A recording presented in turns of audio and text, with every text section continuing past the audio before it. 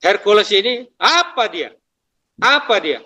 Harusnya balik, kalau perlu dia balik sana ke timur sana. Apa yang sudah dia berikan kepada negara dan bangsa ini, ya? Negara dan bangsa Indonesia. Cek orang barat mah nggak ada. Kata orang Jawa Barat mah kan ngabulatuk wungkul. Artinya ngomong aja, ya. Nggak ada apa-apanya sebenarnya dia itu. Ya, sekarang merasa hebat aja dengan punya organisasi. Padahal organisasinya benar nggak ormas itu? Harusnya kan ormas itu kan justru membela kepentingan rakyat, bukan menakut-nakuti rakyat, bukan menindas rakyat, mengintimidasi rakyat demi untuk mendapatkan uang dari yang bayar dia. Loh kok sekarang seolah-olah dia yang paling hebat? Ya. Seolah-olah dia pembela negara. Apanya yang dia lakukan? Nggak ada. Ya. Saya yakin kalau masyarakat itu kalau misalnya si Hercules game over, seneng kok itu. Seneng kok itu. Merasa jagoan, merasa hebat. Mending kalau misalnya ditembak dia kebal peluru, ya toh? Atau dibacok dia tidak mempan. Tidak mempan. Jadi matanya aja udah nggak ada, tangannya juga kena kok. Ya harusnya sadar diri gitu loh. Dia bilang ke Pak Sutioso mau mati aja, ya lu juga nanti mati. Baik Anda semua. Semoga selalu dalam keadaan sehat, walafiat, dan tetap semangat. Nah, saya akan mengajak Anda ini bicara dengan seorang tokoh yang sangat menarik. Ini ada kaitannya dengan Hercules, dan beliau ini pada waktu itu justru pernah menolong Hercules ketika jajak pendapat dan dia tidak berani pulang kampung, katanya begitu ya, dan minta pengawalan. Dan saya akan ajak Anda untuk berbincang dengan Letnan Jenderal TNI Purnawirawan Yayat Sudrajat. Assalamualaikum Pak Yayat.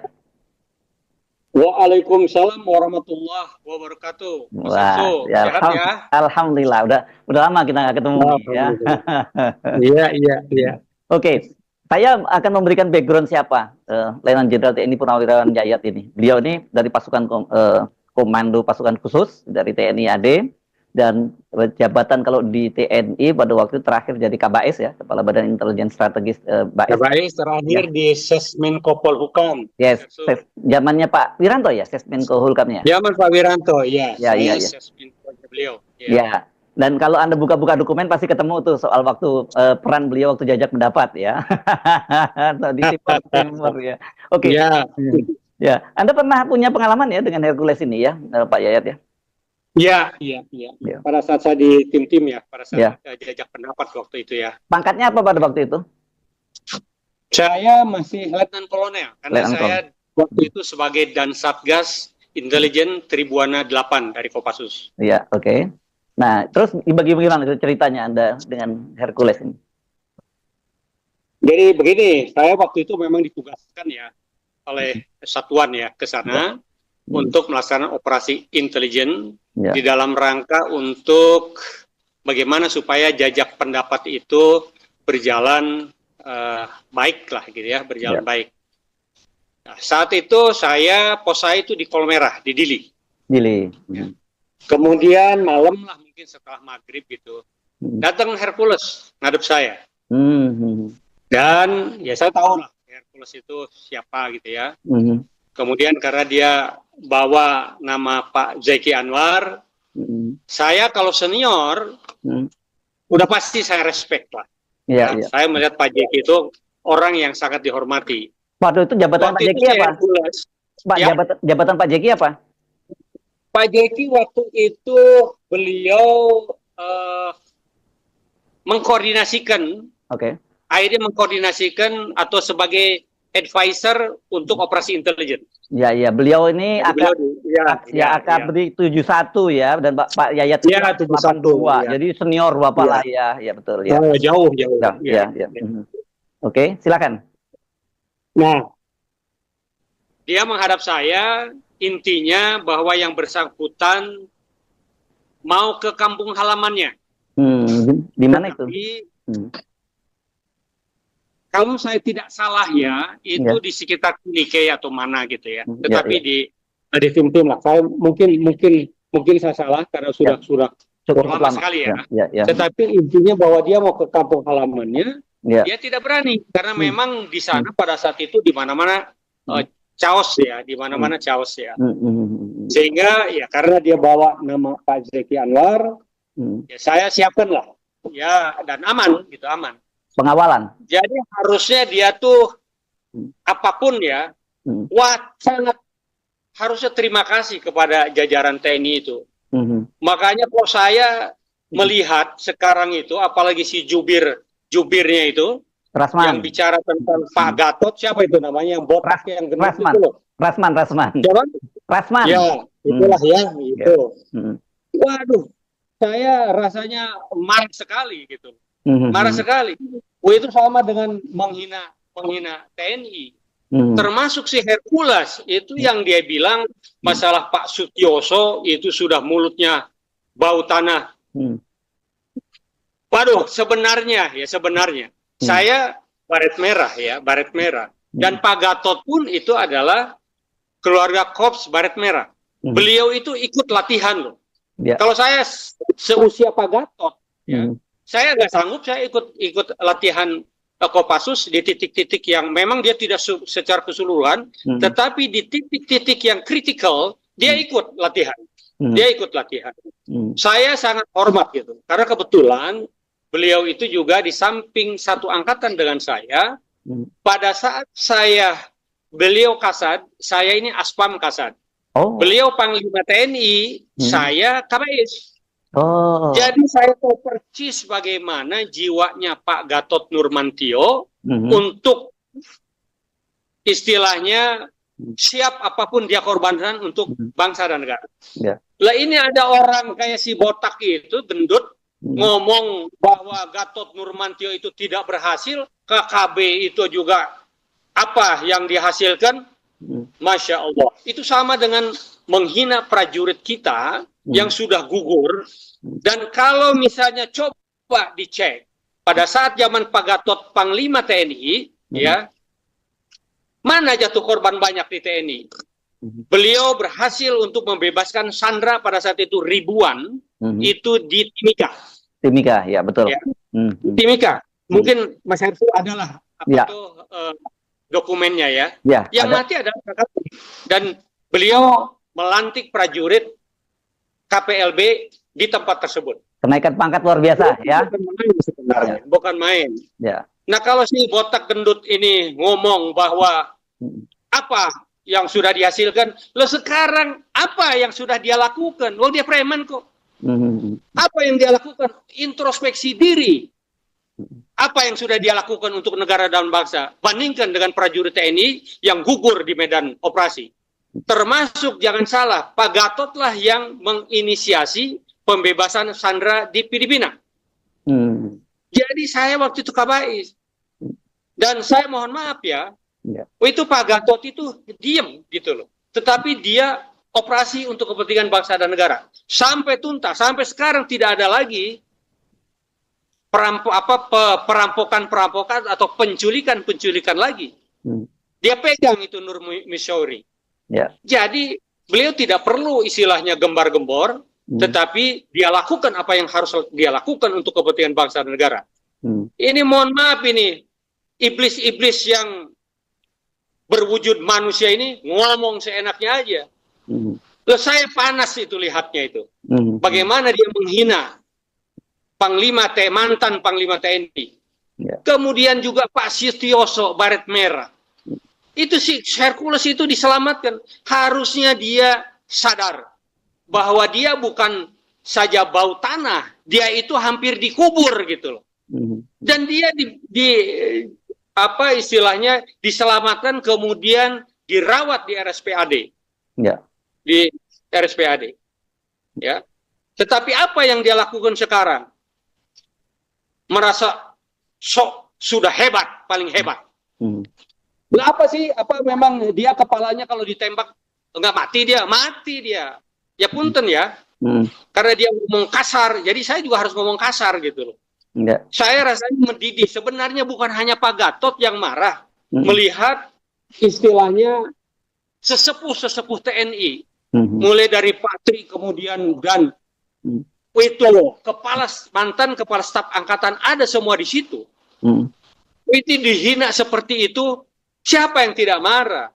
Walaupun dia tidak misalnya menghina Pak Gatot, dia tidak menghina saya, tapi dada saya ini bergolak gitu loh. Itu beliau-beliau itu mantan pejabat di jajaran TNI, baik darat, laut maupun udara. Artinya beliau-beliau itu orang-orang pilihan dan memang punya kapabilitas dan sumbangsih kepada negara ini bukan main gitu. Loh kok dia ngomong seenaknya? Jadi sebenarnya semua prajurit marah, Mas Ersu, marah. Cuma kita menahan diri gitu loh. Sudahlah. Jadi bukan hanya Pak Gatot. Jadi kalau si botak gendut itu kenapa kok Gatot yang marah? Kita kan tidak menyinggung Gatot. Loh, bukan masalahnya itu. Kita ini punya jiwa korsa. Mas Hersu, ya, kalau di medan pertempuran ini ada anggota kita yang mati, tidak akan mungkin kita biarkan, kita tinggalkan. Itu mesti walaupun kita harus berkorban berikutnya karena menolong atau misalnya membawa mayat rekan kita. Itu kita rela gitu loh. Kita siap untuk itu. Itulah namanya jiwa korsa.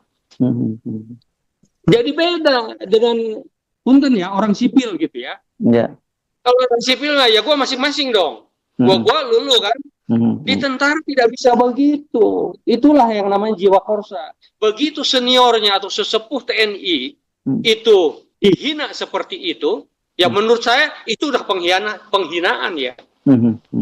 Dibilang apa mulutnya sudah bau tanah. Ya. Sekarang apa yang sudah dilakukan si Hercules maupun si gendut botak itu kepada negara dan bangsa? Yang ada adalah dia sampah masyarakat. Yang ada adalah dia membela orang yang bayar untuk mencari duit dengan melakukan penekanan kepada rakyat.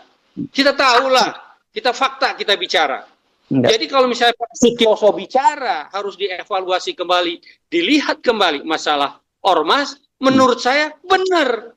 Karena itu adalah sebenarnya premanisme. Punten ya, kalau yang ormas yang baik, ini tidak gebiah-uyah ya. Saya berbicara siapa yang disampaikan oleh si gendut itulah ya, si Hercules lah ya. Dan semua orang tahu lah, kalau si Hercules itu memang preman gitu loh. Dan dia bisa hebat seperti itu menurut dia ya. Kalau saya nggak hebat gitu. Kan tadi udah sampaikan. Dia balik ke kampungnya aja dia takut. Balik ke kampungnya dia takut pada saat diajak pendapat. Ya, saya ketemu dia. Dia minta bantuan saya untuk Pak tolong saya pengawal saya apa dengan membawa nama Pak Jeki Anwar. Jadi Mas Hersu sebenarnya dada ini pengen meledak gitu loh. Dengan omongan-omongan dia itu. Nggak tahu diri. Ya. Saya walaupun misalnya berseberangan dengan siapa gitu, dengan senior saya, nggak akan mungkin saya mau bicara kemudian menghinakan senior saya. Oh, nggak akan mungkin. Ya, walaupun misalnya saya tidak sepakat, tidak sependapat gitu. Nggak, karena saya tetap satu di kita ini secara budaya yang muda harus menghormati yang lebih tua. Yang lebih tua juga harus menyayangi yang muda. Harus kan itu etika. Saya nggak ngerti, mungkin karena si Hercules tapi badannya punten ya, tidak seperti Hercules gitu kan. Mungkin dia nggak ngerti, nggak paham gitu apa sih etika budaya di Indonesia. Karena dia kan awalnya dari tim-tim. Dan dia juga bukan karena cinta ke Indonesia, dia lari dari sana, takut dia dari tim-tim itu. Ya, beda dengan si Eriko yang sama-sama dengan saya pada saat diajak pendapat. Eriko Guterres ya. Memang wajahnya itu merah putih waktu itu. Pak, saya siap apapun mati siap, tetapi saya tetap pro integrasi. Ya, itu benar-benar di dadanya merah putih sampai dia ikut ngungsi ke Kupang sana. Ini pengalaman saya pada saat diajak pendapat ya. Ya, oke. Jadi saya kembali ke Timur Timur. Iya. Oke, kalau sebagian Pak Yayat warga Jawa Barat, sekarang juga lagi ramai di Jawa Barat. Bagaimana sebagai warga Jawa Barat? Nah itu, jadi saya justru sebenarnya orang-orang Jawa Barat ini ya bangun itu. Deddy Mulyadi itu bukan main kalau menurut saya apa yang dia lakukan. Dia tahu persis bagaimana penderitaan rakyat kecil, bagaimana susahnya rakyat gitu. Makanya dia terus belusukan itu betul-betul untuk mencari solusi bagaimana mensejahterakan rakyat. Lo dia orang Jawa Barat, lo sekarang si punten ya, si Hercules ini, apa dia? Harusnya balik, kalau perlu dia balik sana ke timur sana. Apa yang sudah dia berikan kepada negara dan bangsa ini, ya, negara dan bangsa Indonesia? Cek orang Barat mah nggak ada. Kata orang Jawa Barat mah, kan ngabulatuk wungkul, artinya ngomong aja, ya, nggak ada apa-apanya sebenarnya dia itu. Ya, sekarang merasa hebat aja dengan punya organisasi, padahal organisasinya bener nggak ormas itu? Harusnya kan ormas itu kan justru membela kepentingan rakyat. Bukan menakut-nakuti rakyat, bukan menindas rakyat, mengintimidasi rakyat demi untuk mendapatkan uang dari yang bayar dia. Gitu loh. Ya, oke. Jadi, kok sekarang dia sesepuh TNI, dia sesepuh Kopassus, Pak Sutioso, kok enak aja dia ngomong. Waduh, saya kalau misalnya pakai hukum rimba, pengennya jedor aja tuh kepalanya itu, mulutnya tuh dirobek-robek tuh, ya. Hanya kita karena ini negara hukum, ya. Tetapi bukan karena mentang-mentang, wah HAM apa segala macam dia manfaatkan, kemudian dia sak maunya. Ya. Jadi kalau saya sih itu iblis berwujud manusia, punten dia katanya sudah masuk agama Islam, ya. Tetapi sekarang coba cek introspeksi diri. Apa sih yang dia lakukan? Apakah sesuai dengan syariah Islam? Saya bisa menganalisa. Ya.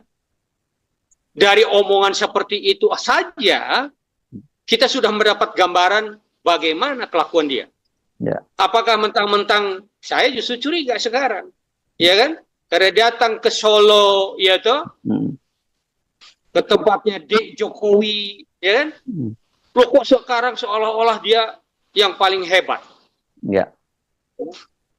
Seolah-olah dia pembela negara. Apanya yang dia lakukan? Nggak ada. Ya. Saya yakin kalau masyarakat itu kalau misalnya si Hercules game over, wah seneng kok itu. Seneng kok itu. Ya. Itu aja tanda bagaimana kelakuan dia. Bagaimana apa istilahnya attitude dia berkomunikasi dengan masyarakat, merasa sok jagoan, merasa hebat. Mending kalau misalnya ditembak dia kebal peluru, ya toh, atau dibacok dia tidak mempan. Tidak mempan. Tuh dia matanya aja udah nggak ada, tangannya juga kena kok. Ya harusnya sadar diri gitu loh. Dia bilang ke Pak Sutioso mau mati aja, ya lu juga nanti mati. Lu hampir dikubur. Harusnya itu diingatkan oleh Yang Maha Kuasa supaya lu sadar gitu loh, ya. Gue datang lagi si gendut motak itu ngebela si Hercules. Ya.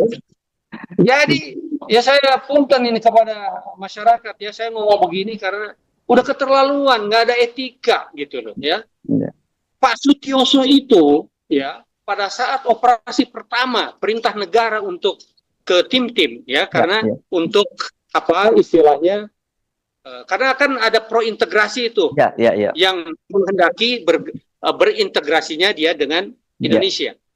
Itu Pak Sutioso itu penugasan dengan one way ticket menyusup dia ke sana.